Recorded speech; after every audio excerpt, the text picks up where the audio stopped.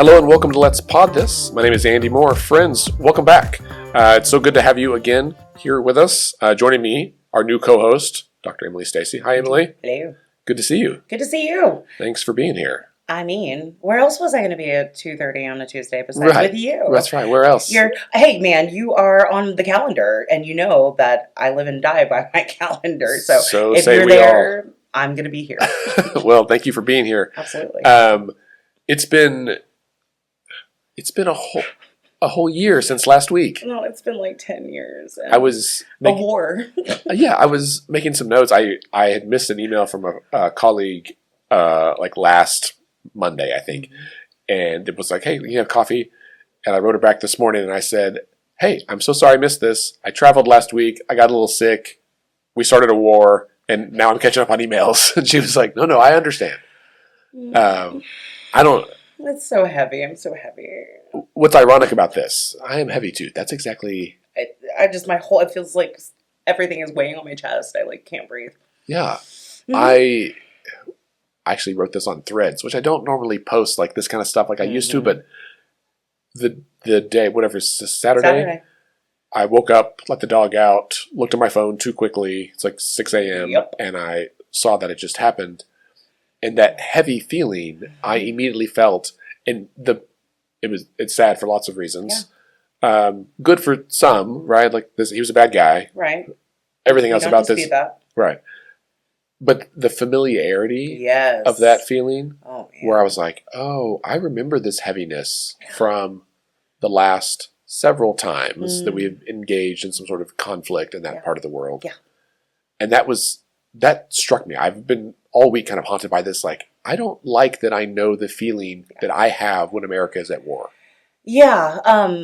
And particular, I think the heaviness that we feel being in the kind of elder millennial generation is the buildup and the bombing of Iraq, right? Right. I feel like this is very reminiscent of that. Although, let's give Bush his flowers, he at least sort of prepared the nation at the very least, prepared Congress, spoke to Congress at the very least, right. Before we engaged in a complete military strike. That that's a political assassination. We killed the Iranian supreme leader, regardless of whether you like him or don't. Right. That's a political assassination, and it's a cause for regime change, regardless of what you're saying is justifying it. And we've heard about 15 different bullet points from different human beings saying it's not regime change, ... but the regime change.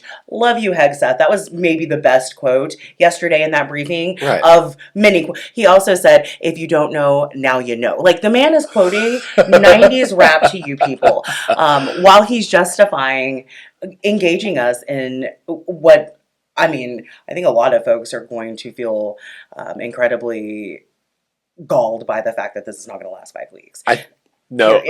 Right. Yeah. I just heard the timeline today and I was like, at least someone set a timeline, because I was starting to spiral where I was like, my son turns 14 this month. He'll be 18 in 4 years. Yeah, I was just trying to calculate, what are the odds we could still be involved in a conflict that might require a draft? And I think that's, Andy. I know that is outlandish. Wow. No, that's heavy. No, I don't think it's outlandish at all. But that was, honestly. I was like, hey, maybe I'm old enough to not get drafted. Oh, shit. My son. Yeah. Okay, I don't think it's going to go that way. Man. But that is heavy. To your point, the State of the Union was last week. No mention of this at all. And so for all of us to get caught off guard, including Congress. Yeah, well, I did tell, if you want to, Dr. Stacy is Nostradamus, yay. My students really, I hate being right all the time. I told my Thursday class, we did current events mildly on Thursday morning, and I told them, we're doing these talks in Geneva with Iran. We even though we annihilated the nuclear program, we are still very, worried about reestablishment, etc. And so we're in these, very intense talks, and what happens could define everything, but there's a chance that when I see you on Tuesday that we might have attacked Iran. And by God, we woke up on Saturday morning and these kids, I saw them today, were like, we spent 45 minutes. I mean, and these are American federal government, freshmen But who have never been down this road before. who've never been down this road before, Right. right? They were born well into the war on terror. They have no idea about Iran other than what they've seen, the anti-American sentiment, etc.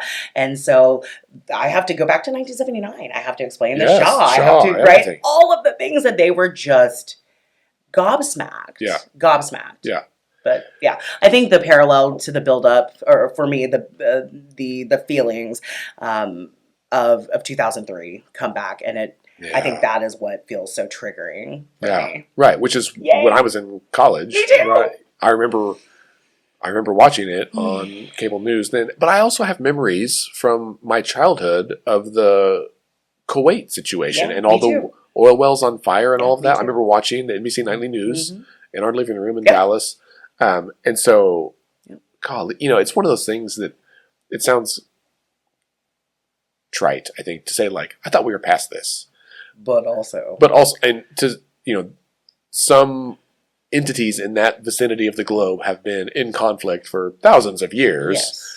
But this is not us necessarily, and this is different. Right. But also, this is like just a long string of presidents causing conflict in the Middle East, right? I mean, so here's the deal. Whenever your Congress decided to authorize a war on terror, what is how are you defining terror? Yeah. Right. And so first it was the Taliban, then, or Saddam Hussein, Taliban, Al Qaeda, the Islamic State, right? We continue to use that authorization as a guise to fight radical terrorism in whatever form it rears its head. That's also, this year, I think this is the third world leader that the U.S. has taken out. We took out Maduro. And then... Just a second, right? Please. Oh, second. Who's the third?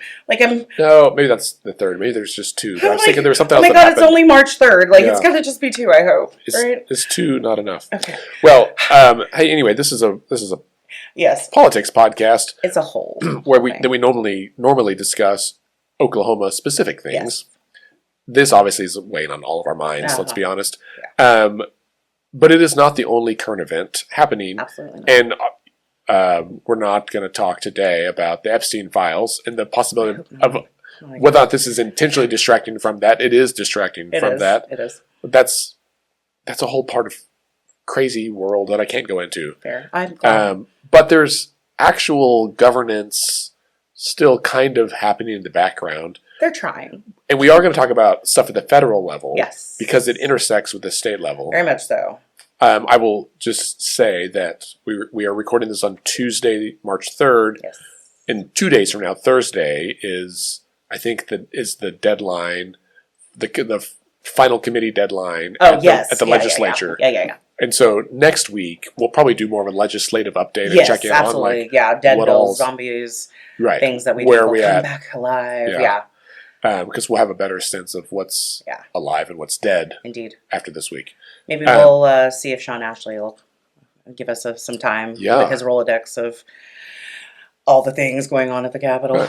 Hey, and while we're talking about Capitol Press Corps, a word of thanks, or not thanks, but a word of congratulations to what did I do? Trace Savage from Non-Doc, who became a dad this week. And so his wife had a baby. I heard I think just yesterday or a couple of days ago. So congrats, Trace. Indeed, we love you. I sent him a good text. And I love you. Yeah, your subversive onesies are in the mail, dude. I'm on it. Yeah, I bet I still have some Future Fixer onesies in a box somewhere. Oh, surely. We should do that. I'll see if I can dig it up. Absolutely. Trace Savage as a dad is something I look forward to watching. Me too, man. You know that I grew up with that kid, and so I think the two of us for each other never saw either, right? No, having children and all of the things where we are today. Yeah, so I will be very interested, much like he is very interested in me mothering. Yeah, right.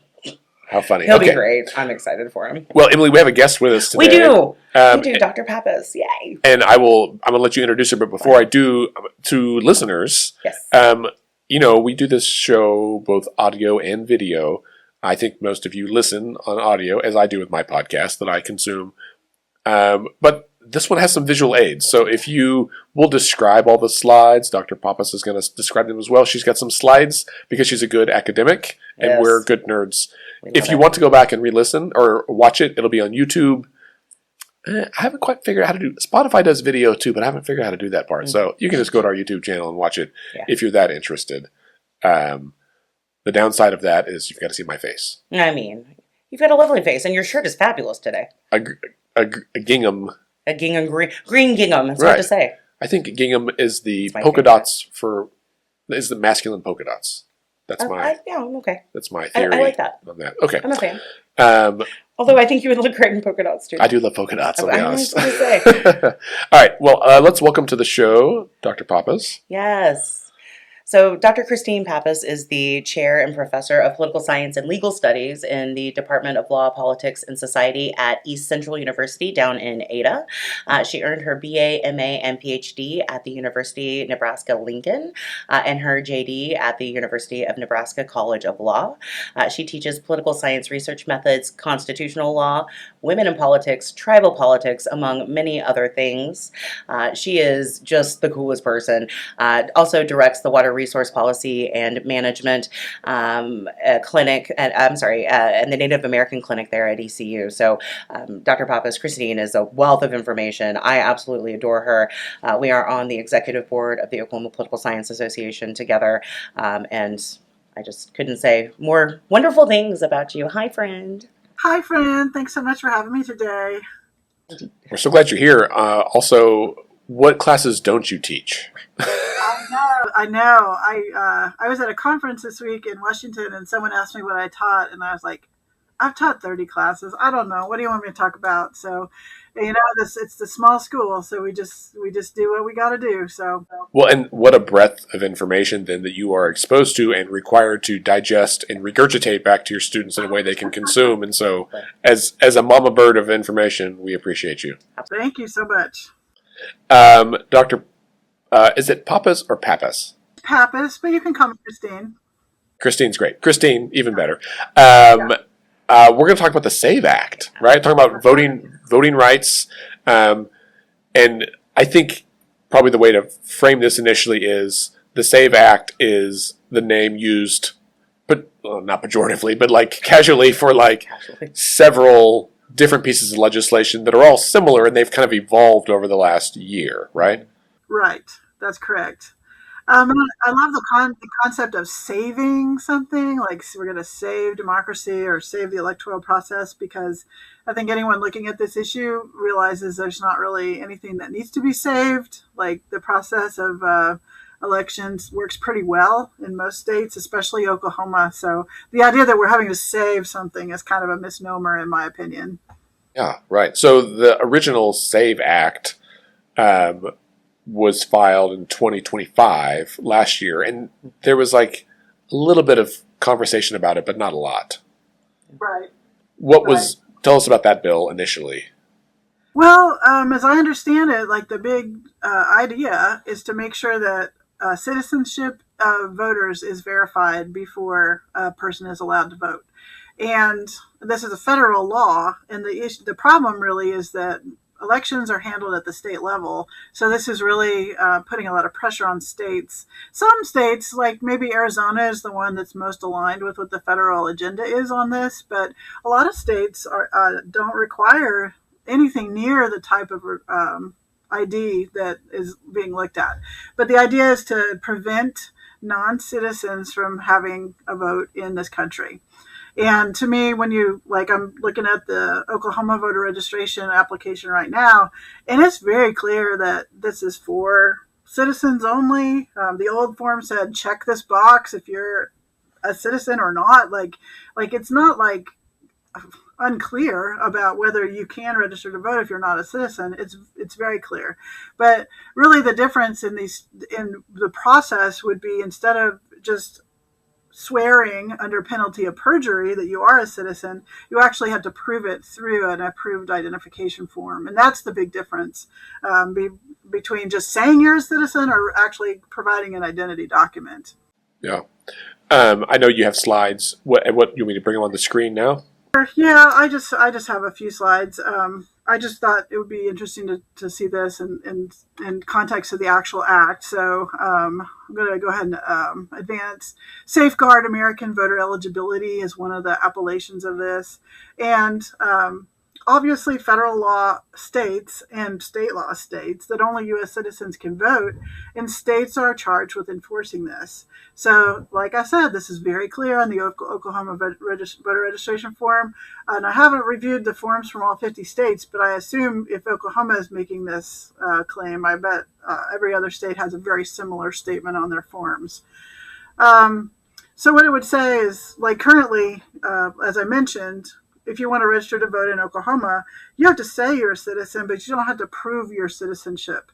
For example, if you had a person, and there are many, many people, like have either like a state ID or a driver's license that's not real ID compliant, which maybe a third of Oklahomans still don't have a passport or real ID, those documents would not be enough to vote. You would actually have to have something that proves citizenship to go vote.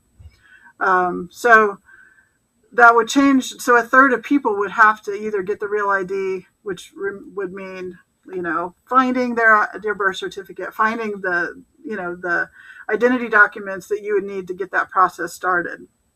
And, some people don't have these things because they can't afford them. They lost them. They'd have to get duplicate items. And then, as we'll talk about in a minute, especially for people who have changed their name for whatever reason, that's going to be even more difficult because you've got to create this chain of identity back to your birth. And that has a potential of disenfranchising millions of Americans. So it really does provide a stumbling block for the voters. What I'm showing on the screen right now is a map of the United States, and it shows the variety of schemes that different states have. So there's a few states that have a strict photo ID law where you absolutely cannot vote without voter ID, and there's 13 states that fall into that. You have some other varieties of needing an ID, but then you have probably half the states, including California and New York, that no ID is required. This would be forcing particularly large, particularly democratically voting states to comply with a system that's probably going to disenfranchise a large number of voters, not because the voters are fraudulent, but just because getting together these documents has a cost. One of the things I really, really care about is enlarging the electorate and helping as many people vote as possible. And I would even argue that requiring identity documents that we have to pay for is almost like a poll tax, which we know are illegal in the Constitution. You can't charge someone to vote. And when we are making people pay to get documentation in order to vote, then I think that's a constructive poll tax. Yeah, that's interesting. Well, and I'm looking at this map, and the states that have the most stringent ID laws currently are like largely in the South, right? Like Mississippi, Alabama, Georgia, Arkansas, Tennessee, Missouri, Kansas, and then like a smattering of others. But even some like Ohio, Indiana, Wisconsin, like states that are swing states regularly. Montana, not so much a swing state. But it really is like you kind of get states that are both strict or not strict, but it's like a smattering across the country. So it's not like only blue states are the loosey-goosey ones or anything. It's really kind of across the board. It's not. There's not a clear pattern here. If you think about which of these states that might be swing states, maybe Wisconsin, and New Hampshire obviously is going to be a state that votes more heavily Democratic, but I think they probably, with the importance of the first primaries there in New Hampshire, that's probably why they put emphasis on tightening up voter registration there. But the fact is, it's going to make it harder for many, many Americans to be able to cast that vote. A few years ago, there was another act that impacted voter registration. It was called the Help America Vote Act. And I just wanted to point this out because another idea or way to think of this is to have a system where people, they would actually be registered almost automatically, and then they'd have to opt out. I've got on the screen created opt-in, but it's really an opt-out system. What we have now is an opt-in system where you have to affirmatively register to vote. And many countries have systems where people are automatically registered. And then if, for example, you don't want to vote for religious reasons or other reasons, you can opt out of that system. That's totally fine. But one of the issues with that also is it's providing more federal oversight and maybe even commandeering of the state systems. And states have been in charge of elections during the history of our country. So similar to the objections to the SAVE Act, people objected to the Help America Vote Act also because it was too much federal direction. And it never got put into law, but I think it provides an interesting alternative to this idea that we're trying to like flush people out of the system. The other plan tried to flush people into the system and get more people so that they can vote. So I love talking about voter registration and turnout. And I remember when I was in law school, one of my professors asked me, "What do you study?" And I said, "I just want to figure out, how we can get more people to vote." And she thought that was the dumbest thing she'd ever heard. Why do you want them to vote? They're not interested. If they don't want to vote, leave them be. Don't try to drag them into the system. But I also more believe in the Millian idea that voting has this educative effect. And if people, I've had students tell me this, they go vote. And they're like, "Oh man, I didn't realize all the things I had to know. I need to learn more to be able to be a good voter." And that happened because they had the opportunity to be in the system. So, and like this Help America Vote Act was really just about universal voter registration, not universal or like compulsory voting. Like Right. Australia has compulsory voting. Right. So it's Right. not, it's just making sure everyone's registered, Right. not requiring them to actually go vote. That's up to them to decide to go or not. If they just want to deregister Right. as a active not vote. protest. Or not vote. Right, yeah. Right. And it obviously also didn't have the added element of the citizenship verification. So it was just you're on the list. And for people who care about fraud, like that's a good way to not have fraud. Because if you're just like Joe Schmo, Kermit the Frog, going to try to register to vote and you're not a real person, then you're not going to be able to register. So to me, that was a great fraud buster because. Forgive me, this almost makes too much sense, right? Because like Exactly. when you have a child, they're born, and then you at some point early on you file for their social security number, which is like proof of citizenship, and Right. for most of us, and so to have it done at the same time essentially seems Yeah. oddly efficient. No, stop. Yeah, no, I've never understood why the United States, as the largest leading westernized industrial democracy, doesn't have things like election bank holidays, right? The United Kingdom, Right. These are we're trying to get rid of the things that we have done to expand voter turnout, like absentee and mail-in balloting, early voting, all of these things that have expanded turnout over the last 2 decades. We're now trying to roll back. I've never understood why we're not an opt-out system, right? You turn 18, you're automatically registered to vote, and then you have to have the impetus, right? Take the impetus to say, registered as an independent, and I've got to call now my county election board and say, no, I wanted to be a Republican, or no, I'm a Democrat, or no, take me off your rolls, or just not do anything, right? The way that we disincentivize or that was too many syllables there. You know what I meant. To discourage, voting in the 21st century is really incredible. Absolutely. Well, and this is sort of just a political science nerd statement to make, but people who believe in the institutional model of voter turnout think that you can change voter turnout by changing the institutions surrounding elections. So if registration is easier, if times to go vote are longer, then you're going to get more voting.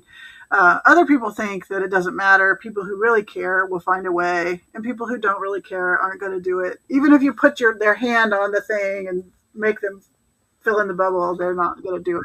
So. But I mean, I think about this a lot too. I'm sorry. Same. Say that again. I was just going to say, I believe that it does matter. I'm an institutionalist, and obviously the people who are writing this believe it too. Right. Exactly. Well, and I mean, so much of even what we do as an organization when it comes to voter education and turnout is around like the margins, right? It's trying to increase turnout by 1 or 2%, which doesn't sound like that much. But when competitive elections are often decided by thin margins, then that 1 or 2% is a big deal. And even in Oklahoma, the state with the lowest voter participation right now, when you look back at gubernatorial elections, for example, like this is a gubernatorial election year, the average margin of victory, like number of votes that the victor has received over the second place, in case there was more than two, for going back to like 1970, is only like 150,000 votes on average. I mean, some years are 300,000, some are 6,000, a big difference. But when you average it out, you realize that like even statewide elections are a lot closer than people think. Sure. In Ada, which is where East Central University is, we had a mayoral. Well, it was one of our city council wards, but the mayor was up for re-election, and the mayor who'd served the city for over 30 years lost 11-9. Wow. That kind of stuff cracks me up. I was telling Emily at the thing we did the other day at Rose State. The panel. The conversation, campus conversation. Yes. About consent of the governed. Indeed. We were talking afterwards with Chris, who's on city council in Bethany, about the thin margins in many towns. And I mean, Bethany's not a huge town. And like War Acres, same way, small town. But often some of these consequential races are decided like 8-12 or whatever. And it's like neither one of you could get 25 people to show up to vote. Yeah, the mayor only has 8 friends probably. So really makes a difference. And then my other interesting political science question is, which party is aided by increased or decreased turnout? And I think that the evidence has shown that when you have a higher turnout, or when you have more women voting, then Democrats win. And when you have smaller turnout, then Republicans are more likely to win. So the cynical side of one might say that there's a political reason for such an act, the SAVE Act, because they're trying to save Republican wins in the upcoming elections. Right. That couldn't possibly be true, could it? Could it not be? No. I mean, well, hopefully not. So I'm curious if you've heard of Texas. So Texas adopted a similar model at the state level. They call it TEAM. And so they actually this past week, look at you. I'm like, you're ready. Christine, just Freddie. This week, their county election officials, sent a letter to the state, basically saying that the data tool that they're being forced to use by legislation to check voter citizenship is botched. It's flawed, right? It is coming back and claiming that citizens that have been registered for decades are non-citizens, and this is ahead of obviously tonight's a pretty important, primary election. And so what's your take on that? What are we hearing anything else about flawed data from the national, databases coming down to the states, et cetera? Absolutely. I have heard, and I don't have any way to independently verify that, but I have heard that one of the issues is that the database is flawed and that people who should be allowed to vote would not be allowed to vote. So, that's obviously a real problem, because a lot of these elections are happening in real time, and it's a negotiation between the voter and the poll worker. And sometimes, even though they're by law required to take provisional ballots, sometimes they just don't allow that to happen at the street level. And the more problems there are, the more people that aren't on the list, or they're just going to be. It'll be hard to have those resolved properly in every case. So I think that is absolutely a real problem. And in fact, the national sponsor for the SAVE Act is Representative Chip Roy from Texas. So that same system could be applied. That possibly is failing in Texas, could then be failing across the country with a similarly flawed database. Awesome. You were just so ready with that. He's oh, and he, Yeah. that was fabulous. So we're concerned then. Is there a reason you think the Trump administration specifically is going so hard? So, of course, 4 days ago, we learned that the DOJ is suing 5 states, including Oklahoma, for access to private voter registration data, which in our state, of course, we know includes partial social security numbers, as well as birth dates, and driver's license numbers, etc. What's the end game? I mean, and my students asked me this today, and I was very cynical in my response. So I'm curious. I'm going to pose the question to a fellow political scientist, because it is interesting. The other states that are and it's Oklahoma, right? We know Oklahoma. We know Xerox was there in D.C. on Friday, testifying to the resolve and the stability of the Oklahoma system. I love Paul Xerox. I've known that man for 20 years. He's been in his job for much longer than that. And so, I mean, we know that our system is accountable, it's transparent, it's all the things that we need it to be. So Oklahoma, bloody red state, I just wanted to mention. So the other states are New Jersey, obviously blue, but Kentucky, Utah, and West Virginia, all, with Oklahoma included, went for Trump by triple digits. So this is not a red-blue thing. What do you make of this? Right. Well, I first of all want to note that I followed this story with some interest because they asked Paul Xerox, like, had the federal government asked for these records, and he said no. And then the Department of Justice said, well, yes, we did. And it turned out they had emailed to, instead of info at election board, the INO, like they had a typo in their email to request these documents. So these are the people that we would expect. They would have to get every single voter's information proper in every single context in order to have a fair and free election. And they couldn't even send the email properly with the right 4-letter shortcut to send the email. So they couldn't even get that right. So I don't know how we expect that they're going to be able to get all the data correct. And the fact that they're going after Oklahoma, I find astounding. And I'm also kind of proud of Oklahoma for kind of standing up and saying, like, our system's solid.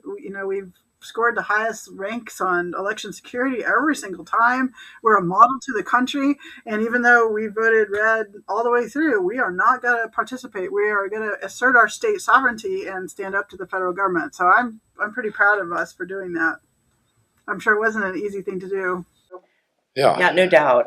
I almost wonder what or if the lame duckness of Kevin Stitt and the his lack of vulnerability is sort of, Xerox would have said the same thing regardless of who was governor, but I do wonder if maybe the Stitt lame duckness maybe adds a little to, like, there's not someone leaning on him. Yeah, I think I don't know Paul the way you do, but my impression is that he takes his job very seriously. And that the last 8 years, 10 years has been very difficult because I would think. Because the president and some of his acolytes led the charge on arguing that there is voter fraud when there's not, and to be the guy and this is not just Xerox, but we've seen election administrators across the country who take their job very seriously. They are not partisan hacks. They're just detail-oriented paper pushers who care about their country, and this is the one thing we have to have good trust in, and to suddenly have people cast doubt on it for no reason, for no legitimate reason, right. It's so frustrating, right? And we've seen the same thing, I think, from medical providers, right, with anti-vaccine sentiment and all of this distrust of science the last 8-10 years. It's this. I think I would argue we have a trust crisis in America when it comes to institutions in particular. But I think Paul is listen, man, this is how we do it. Mm-hmm. It's very precise. We're very measured. I don't know. I suspect he was somewhat frustrated when the bills passed several years ago requiring mandatory random audits of our election system, because it's okay, we can audit it, but we're not going to find anything. And indeed they haven't, right? And it's not just here. I mean, Utah just completed an enormous audit of 2.1 million voters, every voter in their system. Lieutenant Governor kind of led the charge on that. and they found zero instances of anyone ineligible voting. Yeah. There was one individual who was not eligible to be registered that was registered, but they never voted. And so out of 1 out of 2.1 million is essentially zero. Like that's, and I know some people will say, well, we found the one. Like, yeah, but they didn't do anything. Like the point it proves is that the system works the way it is. Right. Let's not mess it up. Yeah. I want to be clear. I don't like go to barbecues at Paul Xerex's house, right? I've just been around. Like, I just wanted to be clear that, like, the way you said I don't know him, like, you know, wait a minute, hang on, don't. I mean that because I've never met him in person. Like, well, yes, I have met him in person. Okay, yes, and I've worked, elections and reporter stuff with him. So yes, okay, I do know him the way you think I know him, but not like I'm not. We're not going to. I would love to go to birthday barbecue parties and things like that. Yeah. I love election.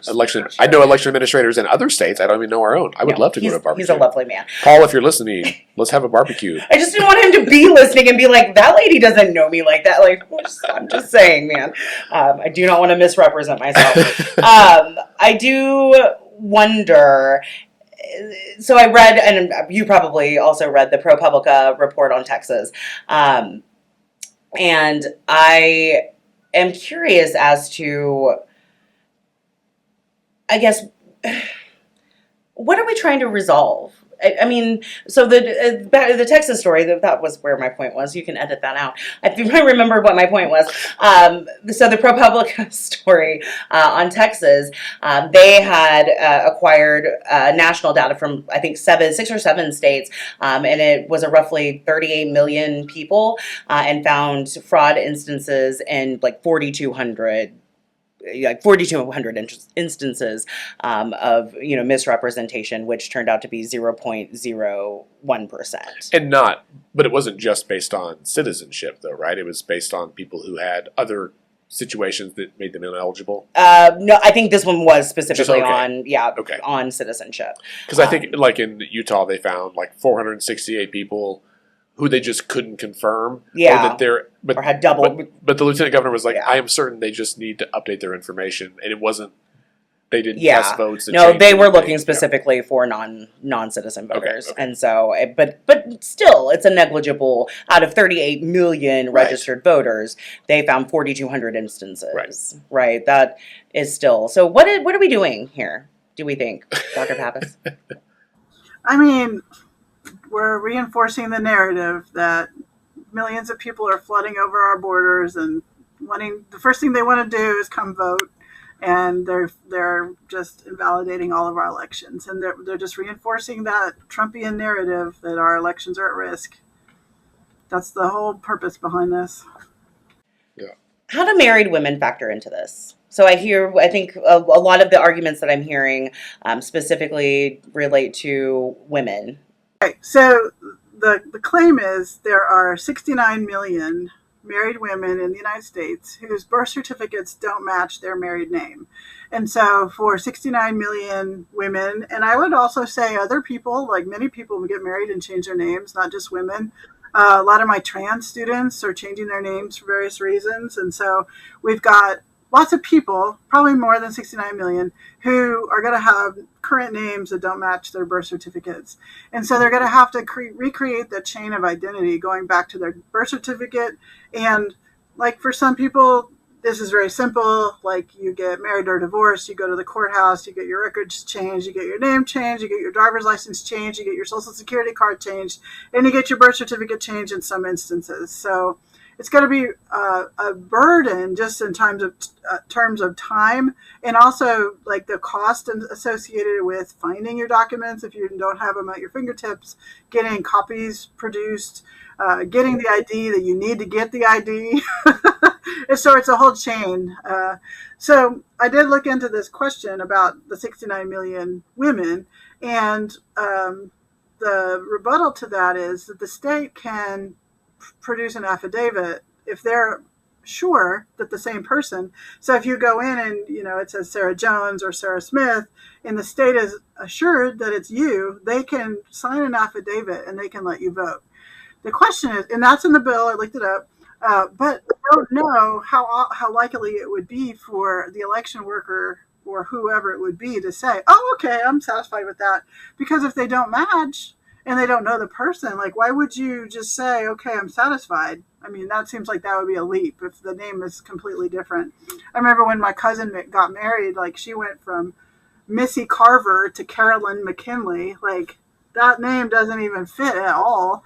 And so how would the election worker determine that it is okay? So there is a mechanism for resolving this problem for the 69 million women, but I also don't see how or if, like, what if they just say, nah, I don't believe you?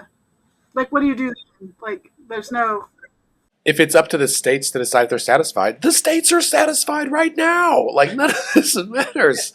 This is not the states clamoring for this. No, it's not. What was Phoebe's fake name on Friends? Ursula. No, that's her twin sister. No, her twin sister. Oh, shit. Oh, you're right. Oh, my God. Emily fails. Oh, I fail. I'm sorry, your listeners. Princess Consuela Banana Hammock. Oh, my God. That's right. Art Vandelay. That's a good fake name on Seinfeld, too. Nice. Love it. That's one. Yeah, Princess Consuela Banana Hammock was her name. Fabulous. Good for you. Good for you. You get yes. It's when she's dating Paul Rudd. That's and right. He changed his name to Crap Bag or something. Regina Phalange.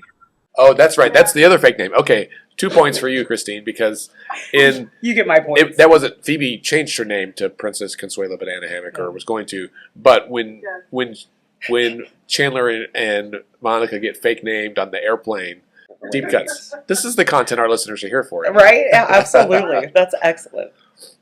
Love it. So what else you got? What other anomalies in terms of the SAVE Act?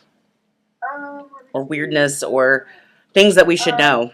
Okay, so 42 states have some form of online registration, and this would get wiped out if you have to, like, show your ID. Here! I just got this and can make QR codes for my kids to sign up. Like, are you kidding me? Oklahoma, like, if you get your signature on file, then you can change your registration. But we're still in the Stone Ages in terms of getting our voter registration updated. And then also preempting state law. Obviously, this is going to take power from states. States are in charge of elections. You're requiring the states to run the list through the SAVE system. Some states do this already, like I think Arizona is the closest. Most states are the ones that do it, but way less frequently than what the federal government is requiring, and then some states don't do it at all. So this would definitely be a commandeering kind of issue for those particular states. And then, of course, it's an unfunded mandate, so there's no federal funding for the cost of any of this maintenance of, implementing new systems, and then the maintenance of these lists. So I do think that is my last slide, my good friends. That's wild. That is wild. And while we're talking about this, so there's the SAVE Act was the first one, and now we're kind of talking in the media about the Save America Act, which sounds like it's stalled out because it passed the House. The Senate doesn't, well, the Republicans have an appetite for it, the Democrats don't, and because it's a thin margin, the Democrats have threatened to filibuster it. And I just wanted to see him do the hands. I knew what he was talking about. And I mean, the Republicans' decision point then is, do we force them to do an actual talking filibuster? And I don't think they're interested, because that would just suck up hours and days of time that they don't have to spare. But there's two other aspects to this I like to touch on before we wrap up. One is the MEGA Act, the Make Elections Great Again Act, which is like, I called it the SAVE Act plus, where it takes everything from the SAVE Act, which is now the Save America Act, and then it adds in some additional things related to elections, where it bans universal mail ballots. There's, I think, 8 states plus Washington, D.C. that automatically give every voter a mail-in ballot. You have to be registered and all that stuff first, but you get a ballot in the mail along with other information. So they tend to be the states with the highest turnout. Exactly. Imagine that. But it would eliminate that, and it would also require some like additional checks and some of the stuff in there. And one of the things that it does is it would require states to do voter list purges every 30 days. Every 30 days. Every 30 days. And of course, the problem with that is that, like, you would have, in Oklahoma, you would have a purge in between the time that you, like, ballots are printed. And so you would have people who might get purged accidentally, but would not have time to get re-registered and get that fixed before the election. Right. Most every state has a 90-day, like, not cooling off period, but like a quiet period before an election where they don't do anything with the list because they're trying to keep everything smooth and run it efficiently. Right. And so stuff like this just has, like, in my opinion, a blatant disregard for, well, the rule of law for sure, and then also, like, common sense and how things work. And so I know nationally it does some other stuff, like I think these things like preemptively ban ranked choice voting and approval voting and some of those kind of systems nationwide. So obviously electoral reform folks are concerned about it. Yeah. But it's not just a niche topic. This is something that would affect quite literally every voter in the country and make it harder for people to register, make it harder for them to vote on election day.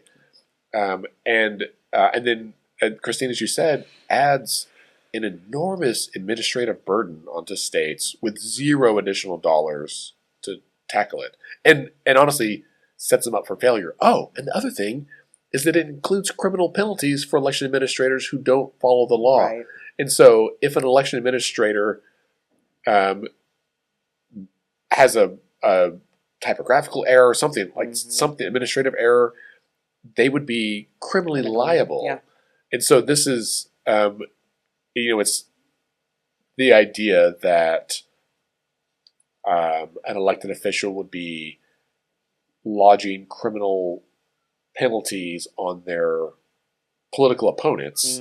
This, like, preemptively does that, and certainly it is, like, argued, like, they're trying to be a hard line on this to get people to get whipped into shape and, like, make them follow the line. Of course, now there's big pushback, right? We said there's pushback in the Senate, certainly pushback in the public, because all these restrictions would cut across the political ideological spectrum, right? It's going to disproportionately affect people that are lower income, that live in rural areas, that have lower education, and senior citizens. Yeah. Like, I was like, does my grandma, she doesn't have a passport. Sure. Does she know where her birth certificate is? Yeah. Right, like, this kind of stuff is really hard. And so for both parties, they all stand to lose quite a bit. And because the losses are so huge in scope, it's hard to really nail down the number and, like, who would lose more. Not that matters. Everyone loses. That's bad for everybody. So while there's all this pushback, then the president has said, okay, well, we'll just do it as an executive order. And once again, circumvent Congress, which is becoming a bit of a trend. I was going to say. And we problematic. Like that. Christine, not that we're going to hold you to this or make you argue in front of the Supreme Court, but is any of this even I'll go. She will. And she'd be ready, too. Put me in, Coach. I put the money on Christine. Is any of this constitutional even? Like, if an executive order happened or Congress happened to pass one of these bills, there's going to be a lawsuit. Many. Yeah, what happens then?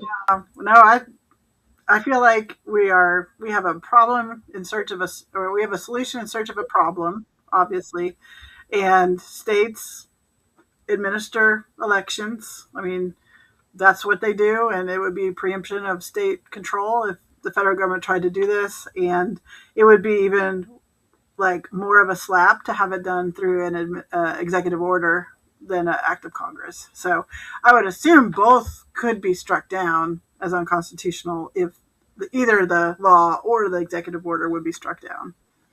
And I'll just add, I was in D.C. last week, and I did hear that the Senate was not going to move forward with these acts. So I agree that it's dead in the water. Okay. Yeah, good. I was in D.C. last week too. Apparently everybody was. Paul was, and Christine was, and I was. But who else is left? Emily, you weren't there with us. I was not there.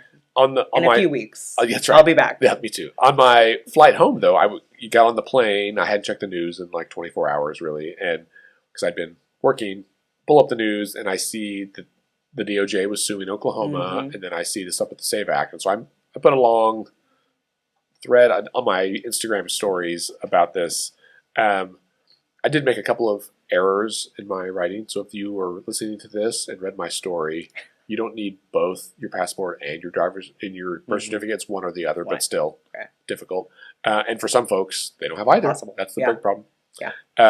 But I was relieved to find people started messaging me like, "Oh my God, is this for real?" And I was like, "Well, it's real. Like, I don't think it's going to pass." Yeah. But also last week, I didn't think we were going to bomb Iran. So like, who knows? Maybe I'm not. We should refer to Emily for our Dr. prognosticating. Yeah. Nostradamus. Yes. Yes. I'm good, man. I don't know. Yeah. I don't like being right. It's a thing. Blessing and a curse. Blessing and a curse. Well, Christine, thank you so much for joining us today. This was educational and eye-opening, and I feel both more informed and a little bit better. Yeah, I think so. Like we're more upbeat about it than we were, I think. Yeah. I mean, as long as we can argue about the likelihood and stability of elections and whether or not they're going to happen in November at another time. I have to I got to take my antidepressants and small bites. Right. But we can feel like I find great comfort in being more informed on issues because then it doesn't feel less like scary. Yeah, it's like it's like turning the lights on and realizing that it's a tiny monster and just a big shadow and not actually a big monster. Yeah. If that analogy makes any sense. It does. My other we're just misspeaking today. I'm having it. Are we melting? We're melting. Right. Okay. Stop recording us. Christine, thanks so much for being here with us. Thank you. Anytime. Good. Gonna hold you to that. Emily, good to see you as always. Always. We'll do it again next week. Absolutely. Excellent. Listeners, thank you for being here as well. As we say every week, except for last week because I forgot, decisions are made by those who show up. And this is a great example of why showing up matters, right? Because you show up with information, you show up to register to vote, you make sure your friends are registered, and then you help them, you nag them until you're red in the face that they must show up to vote. That's right. Because I know people say it doesn't matter, the game is rigged, they're all jokers anyway. That's not true. It's not. But when you don't show up, you just let that perpetuate. Yep. Right? Amen. Okay. Hollywood. Listeners, thank you very much. We'll see you next week as well.